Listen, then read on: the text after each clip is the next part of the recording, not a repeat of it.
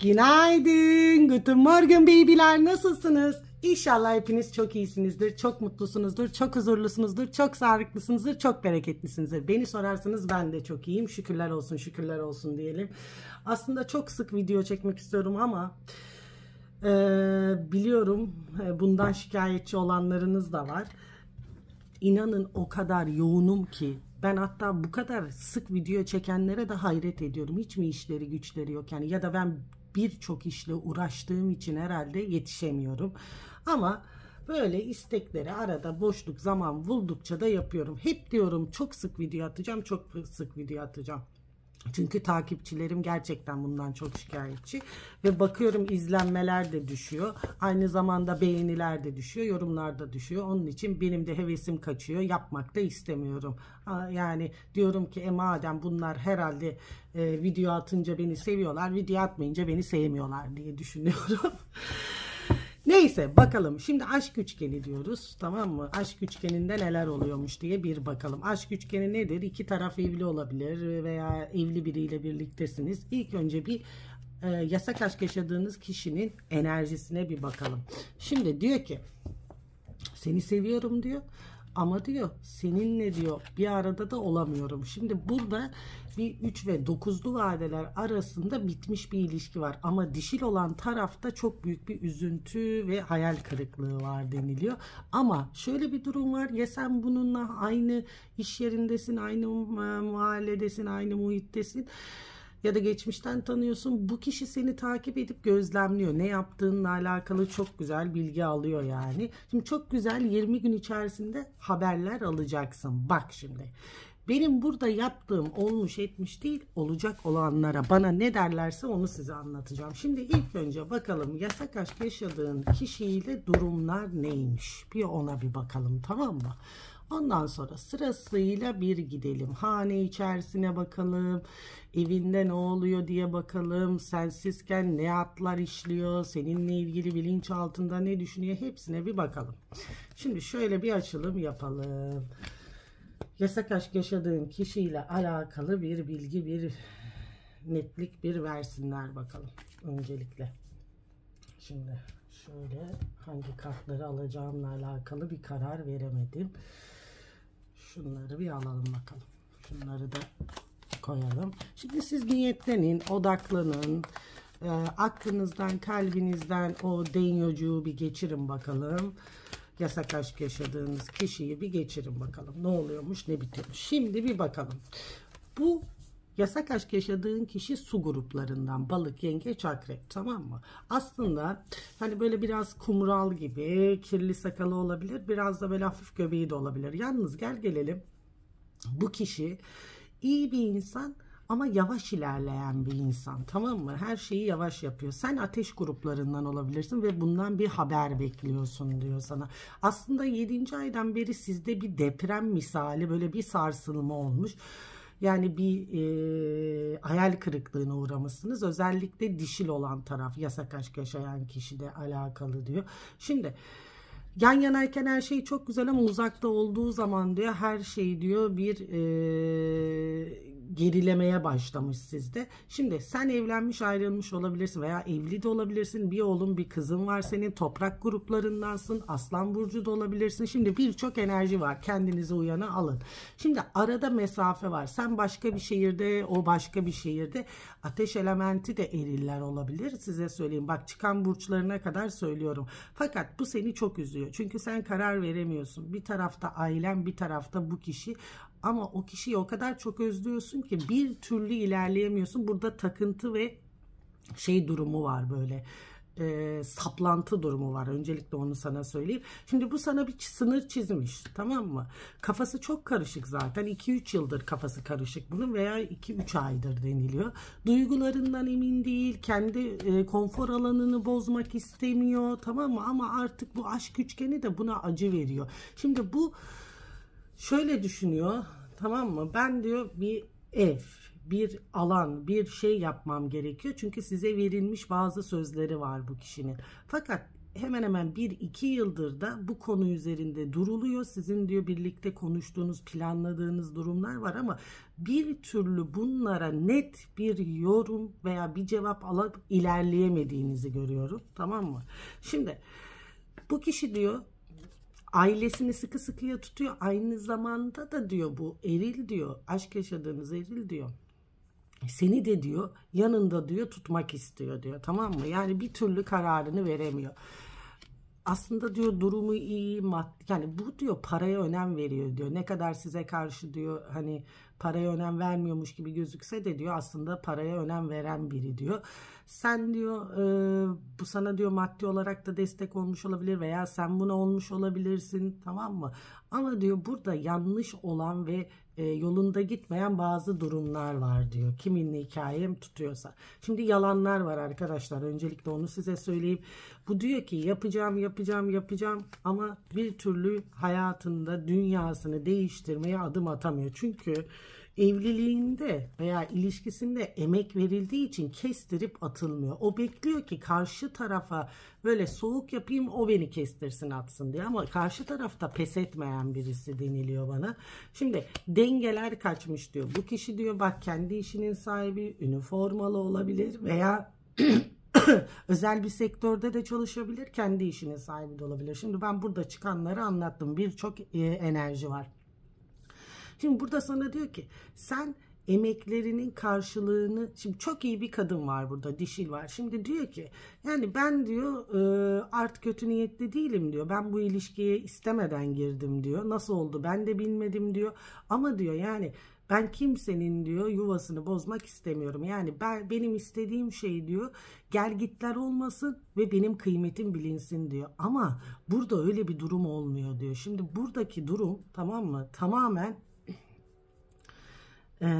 senin ister iste ister isteme tamamen kadersel olarak diyor çok büyük değişiklikler olacağını söylüyor burada. Şimdi bazılarınız diyor çok büyük şanslar elde edeceksiniz diyor. Yani bu kişinin diyor size sunduğu şeylerle alakalı, bak burada bir ev var, bir maddiyat var, tamam mı? Bir iş kurma var, size bir ev açma durumu var. Bazıları da diyor tamam mı çok büyük sorunlar yaşıyor olabilir şu anda. Yani o kişinin ailesi öğrenmiş olabilir, eşinle çok büyük sorunlar olabilir, sizinle olmuş olabilir, arada kalmıştır deniliyor. Böyle büyük sıkıntılar içerisinde olanlarınız da var. Ama burada diyor ki bu durum diyor bir 3 ay daha böyle sürecek. Bu kişinin bir kafasını toplaması gerekiyor. Ve ne yapacağınla alakalı hiçbir fikri yok. Ama bu kişinin planladığı gibi hiçbir şey gitmemiş. Öncelikle onu size söyleyeyim. Hiçbir şekil gitmemiş. Bunun içerisindeki yapılan oyunlar, yalanlar da bu kişinin ayağına dolanmış ve dolanacak da deniliyor. Fakat burada eğer ki dişil olan taraf evli ise bir sıkışmışlık yaşayacaksın bu 6. aya kadar. Şimdi bu nasıl bir sıkışmışlık biliyor musun? Yani sevdiğin kişiyle diyor kendi evliliğinle arasında kalacaksın diyor. Yani o seni bir sıkıştıracak, yani diyecek ki işte artık ne yapacaksan yap, hani birlikte olalım gibisine. Çünkü sen bu durumu böyle düşünmemişsin bu işe girerken diyor. Bayağı bir seni sıkıştıracak ve sen diyor kara kara düşüneceksin, nasıl yapabilirim, şimdi benim verilmiş emeklerim var, olmuş şunlar var bunlar var, ben nasıl arkamı dönüp de giderim diye diyor. Birçok diyor bazılarınızı birçok sıkıntılar bekliyor deniliyor burada. Öncelikle onu size söyleyeyim. Ama burada aşk üçgeni yaşayan erillerle alakalı bir yer değişikliği, bir ev değişikliği planlanılıyor. Tamam mı? Yani planlanılıyor. Öncelikle onu size söyleyeyim. Bir plan var. Çünkü burada bitmiş olan da var, ailesine dönmüş olan da var. Onlarla bir yer değişikliği planlanılıyor, yani onu sana söyleyeyim. Yani bu seni unutmak için olabilir, tekrardan ailesiyle bir düzen kurması için olabilir, ama böyle bir şey planlanıyor, yani öncelikle onu dile getireyim. Şimdi bakalım, yasak aşk yaşadığınız kişinin düşünceleri, bilinçaltı ve kalpte ne var ne yok bir onları anlatalım. Öncelikle bu bilinçaltı düşüncesi, kalbi diyelim ve ne olacak bakalım diyelim. Ben zamansız bir zamana niyet ediyorum. Ne zaman açarsanız bu videoyu izlerseniz size uyanı alabilirsiniz. Şimdi bakalım ne düşünüyormuş beyefendi veya hanımefendi. Kimin için dinliyorsanız, kişi önemli değil. Tamam mı? Şimdi bakalım. Şimdi bilinçaltında diyor ki biz seninle tartıştık diyor. Kavga ettik. Herkes işini döktü ama bak dişi taraf konuşamamış. Yani boğazında kalmış her şey. İsminde de S, A, E, L, M ve Ü harfi olanlar özellikle. Şimdi çok büyük tartışmalar olmuş. Ve bu tartışmaların temel nedeni tamamen karşı tarafla alakalı diyor. Büyük bir yükselme olmuş burada. Şimdi özellikle şu var, maddiyatı düşünüyor, elinden gidecekleri düşünüyor ve diyor yani ben neyi nasıl yapacağımı bilemiyorum diyor. Ve diyor benim pişmanlığım şu oldu diyor, tamam mı? Yani eşimin öğrenmesi, eşimin duyması veya duyacak olması da diyor beni diyor. Yani zaten gözü benim üzerimde diyor. Yani birçok diyor sıkıntılar var bende diyor. Burada diyor araftayım yani aradayım diyor bu kişi. Şimdi bu kişi diyor eğer deniz aşırı bir yolda uzak başka bir yerdeyse diyor bu kişinin senin yanına gelişi gözüküyor. Öncelikle onu sana söyleyeyim. Bak sana bir hediye de getirebilir. Bu diyor kavgadan sonra diyor tartışmadan sonra diyor bu kişi diyor tamamen diyor senin dediklerinle alakalı diyor bir gel git yaşamış, bir uyanış yaşamış diyor. Ondan sonra senin kıymetini daha çok anlamış ve sana doğru diyor tekrardan bir yönlenmesi gözüküyor bu kişinin. Şimdi zaten buradaki durum şu dediği ben diyor bir hata yaptım diyor, tamam mı? Bir hata yaptım diyor şimdi bazı eriller ve diyor ben diyor çocuklarıma karşı da diyor sorumluluğumu ihmal ettim. Eşime karşı da sorumluluklarımı ihmal ettim diyor ama ben aşık oldum diyor. Ben aşık oldum diyor, sana bağlandım diyor, evle hiçbir alakam kalmadı benim diyor. Ve diyor ben diyor her iki kadını da üzdüğüm için diyor çok üzülüyorum diyor burada diyor. Yani seçimimi yapmak zorundayım diyor. Yani bir taraftan bir taraf üzülecek ama merhamet olarak çocuklarının annesine daha çok merhamet ettiğini görüyorum yani. Zaten sizi çok üzmüş. Çok üzdüğünü de biliyor ve şimdi de üzüyor zaten. Onu da size söyleyeyim. Biliyor yani. Şimdi ailelerle alakalı bak bunlarda ya akrabalık var ya da bunlar böyle ailece çok iyi anlaştıkları için yani anne ve baba tarafı yani aile tarafından dolayı diyor bu evlilik ilerliyor diyor. Ve bu evlilik aslında 2-3 sene önceden diyor bir çatlak vermiş diyor. Ama burada yapılan birçok negatif enerjiler var diyor. Hem anne hem eş tarafından söyleniliyor. Şimdi 6. ayın 16'sında diyor bazı şeyler değişecek diyor. Yani ister istesin aileler ister istemesin bazıların diyor boşanma ve ayrılma gözüküyor burada diyor. Yani bunlar çünkü bakın yani kaderlerinden kaçamıyorlar. Yani ne yaparlarsa yapsın bu eriller sonucu gene boşanmaya gidecek, gene boşanmaya gidecek. Çünkü toparlayamıyorlar. Denemişler 3-4 kere fakat olmuyor. Olmamasındaki temel sebebi size çok aşık olması, ikincisi de siz yapamaması. Yani o kadar çocukların ailesine düşkün adam diyor. Siz bu ilişkiye başladıktan sonra diyor tamamen size doğru yönlenmiş aslında. Yani burada ne anne ne baba ne eş ne dost hiç kimse diyor buna diyor engel olamıyor diyor. Bir süre kopukluk yaşanıyor ondan sonra hop tekrar sizin hayatınıza geri dönüyor. Ama burada artık siz bir sınır çizmişsiniz.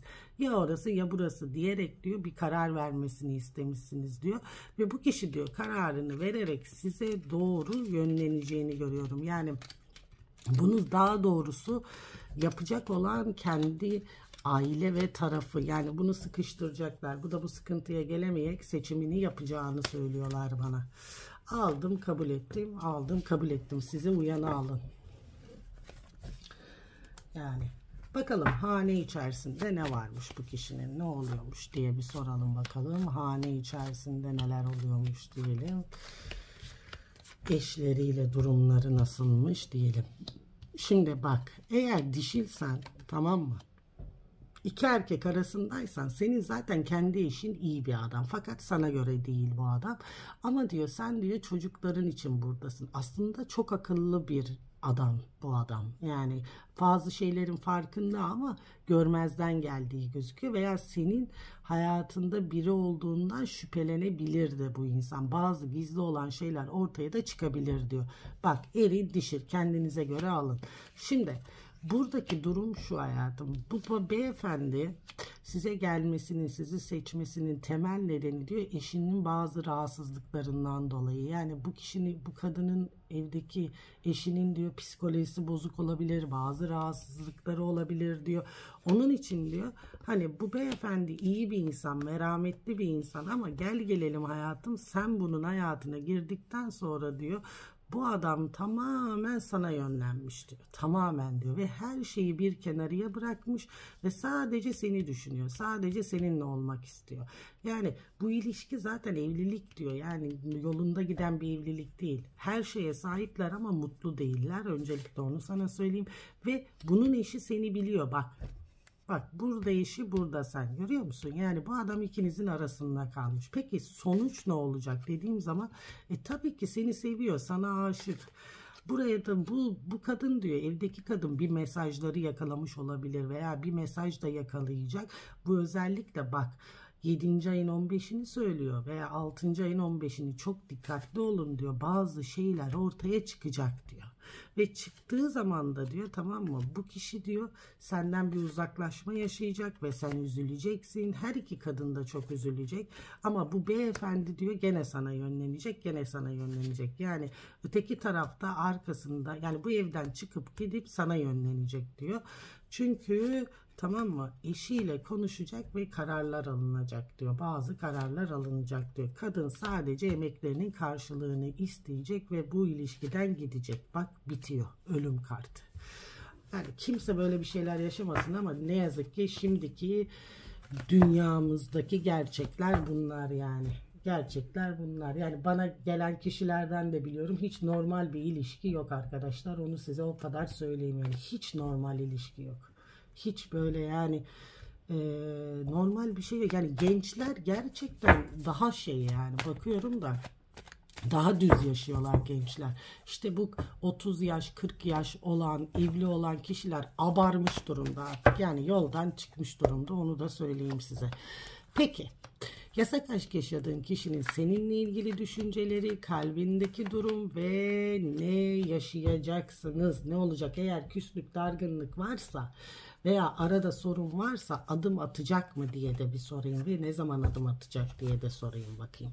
Şimdi diyor ki tertemiz bir başlangıç istiyor bu kişi. Tekrardan sana bir teklifle gelecek diyor ama üçüncü kişilerden dolayı diyor bir türlü adım atamıyor. Kim bu üçüncü kişiler? Eşi olur, ailesi olur, çocuklar olur. Şimdi sen onun için çok kıymetli, değerlisin diyor. Yani keşke diyor bak dediği şey ilk önce seni tanısaydım. Bu kadar zorluk, bu kadar diyor bu sıkıntıları çekmezdik diyor. Ama sen o sana tertemiz bir başlangıçla gelince sen emin olmadan bu ilişkiye adım atmayacaksın onu da söyleyeyim. Şimdi tekrardan aynı sıkıntıları yaşayıp da diyor yalanlara maruz kalmak istemiyorsan diyor sana elini kolunu bağlamasını istemiyorsan diyor sana verdiği o sözleri bir kere tutmasını beklemen gerekiyor diyor. Şimdi bazılarınız diyor karmik ilişkiler yaşıyorsunuz diyor bunların da farkındasınız. Olmayacak kişiler kendilerini biliyor zaten. Ben burada olacak olan kişileri anlatıyorum. Şimdi sana diyor ki bak bu kişi diyor sana diyor özellikle 2 ve 4 hafta içerisinde haber alacaksın bundan diyor. Sen diyor zaten her şeyin farkındasın diyor. Senin diyor hayatını diyor bu kişi diyor mahvetmiş diyor. Karmik kişiler için söylüyorum tamam mı? Bu kişi diyor senin hayatına girmiş. Seni diyor her anlamda kullanmış ve gitmiş diyor. Ve sen bu kişi sana dönüş yaptıktan sonra sen bunu hayatına alırsan tekrar aynı şeyleri yaşayacaksın. Dur demen gerekiyor diyor. Tamam mı? Bir de normal küs olanlar var. Tamam bu diyor seni diyor senin gönlünü alacak diyor. Senin söylediklerine sessiz kalacak. Bu böyle hafif kirli sakal veya yüz hatları belirgin olan gözleri belli olan bir kişi diyor. Tamam mı? Ama diyor bak çok keskin konuşacak sana diyor. Bu diyor mesajlarda diyor yazışmalar konuşmalarda diyor kendini çok sert ifade edecek diyor. Ve aynı zamanda da seni çok kıskanıyor. Ama tekrar sen buna bir şans vereceksin ve toparlayacaksınız diyor. Aldım kabul ettim. Aldım kabul ettim. Aldım kabul ettim. Peki şu aşk üçgenlerinde ilişkilerde tamam mı? Eşlerle bunların arasında neler olacak diye bir bakalım. Yani eş. Yani kendi evlidir beyefendi. Bunların aralarında neler olacak diye çok merak ediyorsunuz. Yani bunlar acaba yatıyor mu, kalkıyor mu, bilmem ne bilmem ne, bir onlara bakalım. Şimdi zaten 2 yıldır yol ayrımında olanlar var. Yani bir türlü seçimini yapamayan diyor hayatınızdaki olan kişiler diyor. Öncelikle onu söyleyeyim. Çünkü çok zor diyor. Şimdi zaten bunun eşi arkadan çevirdiği işleri adı gibi biliyor, tamam mı? Diyor zaten. Ve burada bana denilen, şimdi bu eşler diyor sizi de biliyor olabilir ve öğrendikten sonra da bir şok yaşamış. Yani bu adam bunları nasıl çevirdi diye, bu kadınla gene buluşuyor mu, buluşmuyor mu, görüşüyor mu, görüşmüyor mu diye kafasında bir sürü soru işaretleri var ama biliyor zaten, yani olduğunu biliyor. Ve bak, ben evliyim diyor. Bu benim malım diyor kadın, yani o gözle bakıyor. Nikah bende arkadaş diyor. Ben ipini saldım, ne yaparsa yapsın diyor. Kadında da bir bağımlılık var eşine karşı. Bunların 6. ayın 21'inde oturup bir konuşmaları var. Bak, kimle enerjim tutuyorsa. Ya burada kalıp ortalığı toparlayacaksın diyor. Sana son şansım diyor. Ya da diyor bırakacaksın, istediklerimi vereceksin ve göçüp gideceksin diyor. Tamam mı? Peki eşi ne diyor? Bak, her iki taraftan da zarar görüyor bu eril. Tamam mı? Ve diyor evliliğini zaten bitirecek. Ondan sonra hayatım size haberler gelecek eşlerinden. Yani siz bu ilişkide mutlu olacağınızı düşünüyorsunuz. Ama diyor ki sana, bak sen bir tarotçudan birinden bir yardım alabilirsin. Şimdi bu kişi bu yuvayı yıkıp bitirdikten sonra siz diyor bir süre diyor bazı sıkıntılar yaşayacaksınız diyor. Tamam mı? Bu kişinin diyor psikolojisi bozulacak diyor. Özellikle bak kafa karışıklıkları yaşayacak diyor. Ve bazı sıkıntılar olacak. Ondan sonra diyor siz diyor mutlu olacaksınız ama diyor burada diyor bu kişi sana geldiği zaman çok yaralı gelecek, çok sıkıntılı gelecek. Burada toparlayacak olan kişi sensin. Burada diyor elini tutacak ve bırakmayacak kişi sen olman gerekiyor diyor. Çünkü bayağı bir zorluklar gözüküyor. Yani burada bana denilen şu var hayatım. Uzun süredir bekliyor musunuz? Yani bir döngü bitip yeni bir döngü başlıyor diyor. Bu yeni döngüde de diyor, tamam mı? Bu eril zaten planını, programını yapmış diyor. Ama sıkıntılı bir süreç mi? Evet. Zorlu bir süreç mi? Evet diyor. Burada diyor her iki tarafın da diyor desteğiyle bu zorluklardan çıkabileceğinizi görüyorum ben. Aldım, kabul ettim. Aldım, kabul ettim. Şifa olsun, şifa olsun, şifa olsun diyorum. Sizleri uyana alın. Uymayan evrene geri yollayın. Bak, beğenmeleri, yorumları bekliyorum. Vallahi video çekmem bir daha. Ona göre. Beğenileri, yorumlar ne kadar artarsa o kadar video çekerim. Söyleyeyim arkadaşlar size. Görüşmek üzere diyorum. Tschüss.